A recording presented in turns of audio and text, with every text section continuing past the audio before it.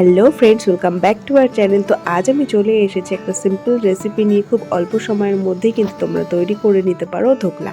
তো এটা তৈরি করতে গেলে আমাদের কি কি লাগবে চলো এসে দেখি। তো সবার প্রথমে আমি একটা বোলে বেসন নিয়ে নিয়েছিলাম, আর একটা জায়গাতে হলুদ, চিনি, নুন আর কিছুটা বেকিং পাউডার নিয়ে নিয়েছিলাম। এবার অন্য একটি জায়গাতে আমি নিয়েছিলাম কিছু পরিমাণ সর্ষে, তোমরা চাইলে সাদা সর্ষে বা কালো সর্ষেও ইউজ করতে পারো। আর অন্য একটি প্লেটে ছিল কারি পাতা, আদা, লেবু আর ইনো আর কিছু কাঁচা লঙ্কা নিয়ে নিয়েছিলাম। আর একটা বোল নিয়ে নিতে হবে যার মধ্যে আমি ব্যাটারটাকে তৈরি করব। তো সবার প্রথমেই আমি বেসনটাকে এটার মধ্যে ঢেলে দিচ্ছিলাম, আর তার মধ্যে আমরা একে একে মিশিয়ে নেব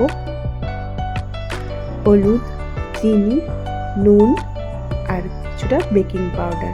আর এটা দিয়ে ভালো করে কিন্তু একটু মিক্স করে নিতে হবে। আর তারপরে অন্য একটি পাত্রে একটু জল অল্প অল্প দিয়ে সেটাকে ভালোভাবে মিক্স করতে হবে। আর এটা কিন্তু খুবই হেলদি একটা রেসিপি। তো বাড়িতে অবশ্যই একবার তোমরা ট্রাই করো আর জানিও তোমাদের কেমন লাগলো। এভাবে ভালোভাবে মেশানো হয়ে গেলে কিছু সময় পর তার মধ্যে ইনোটা দিয়ে আর একবার একটু মিশিয়ে নিতে হবে।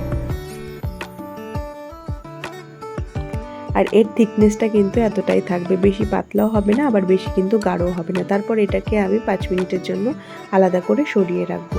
আর এবার একটি অন্য পাত্রে জল দিয়ে সেটাকে ভালো করে ফুটিয়ে নেব, আর নিচে একটা স্ট্যান্ড দিয়ে নেব, কারণ এর ওপরেই কিন্তু আমরা ব্যাটারটা রাখবো।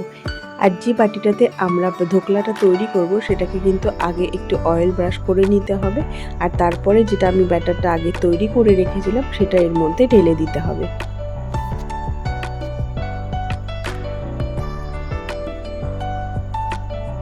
আর এটা দেওয়া হয়ে গেলে যেখানে জলটা আমি ফুটতে দিয়েছিলাম তার মধ্যে এটাকে ভালোভাবে বসিয়ে পুরোটাই ঢেকে রাখতে হবে। আর ঢেকে 10 মিনিট রাখলেই কিন্তু এভাবে তৈরি হয়ে যাবে আমাদের ধোকলা। তারপর কিন্তু এটাকে একটু ঠান্ডা হতে দিতে হবে। এবার এটাকে একটা অন্য পাত্রে নামিয়ে ছোট ছোট করে স্লাইস করে নিতে হবে। এটা চাইলে তোমরা নিজেদের মতোই শেপ দিতে পারো। তারপরে আমি একটা অন্য পাত্র নিয়ে নিয়েছিলাম। এবার তার মধ্যে আমি কিন্তু এই সিরাপটা তৈরি করব। আর এটা তৈরি করতে গেলে প্রথমে আমি দিয়ে দিয়েছিলাম তেল, তার মধ্যে সর্ষে, কাঁচা লঙ্কা, আদা, কারি পাতা ফোড়ন দিয়ে দিতে হবে এবং সামান্য পরিমাণে নুন আর জল মিশিয়ে দিতে হবে এবং সবশেষে একটু পরিমাণে চিনি আর একটু লেবুর রস মিশিয়ে দিতে হবে। এটা ভালোভাবে ফুটিয়ে এলেই নামিয়ে নিতে হবে। আর এটাকে ঠান্ডা করেই কিন্তু আমরা আগে থেকে তৈরি করে রাখা ধোকলাটার ওপরে দিয়ে দেব। আর তাহলেই আমাদের রেডি হয়ে যাবে এই যে এত সুন্দর ধোকলা।